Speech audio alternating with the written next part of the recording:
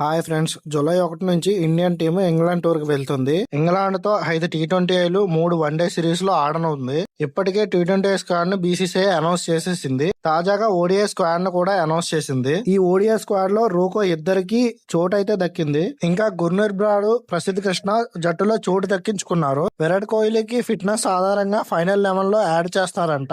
అయితే ఈ సిరీస్ కి హార్దిక్ పాండ్యా గాయం కారణంగా సెలెక్ట్ అవ్వలేదు. టీ20 స్క్వాడ్ లో సెలెక్ట్ చేయని బుమ్రాని ఓడిఐ స్క్వాడ్ లోని వన్డే సిరీస్ కి సెలెక్ట్ చేశారు. జైస్వాల్ ఆఫ్ఘనిస్తాన్ తో సెంచరీ చేసిన స్క్వాడ్ లో చోటు దక్కలేదు. అయితే ఓడిఐ స్క్వాడ్ వచ్చేసి బ్యాటింగ్ గిల్ కెప్టెన్ కింద అండ్ రోహిత్ శర్మ, విరాట్ కోహ్లీ, శ్రేయస్ అయ్యర్ ని అనౌన్స్ చేశారు. వికెట్ కీపర్స్ ఏమో కేఎల్ రాహుల్, ఇషాన్ కిషన్.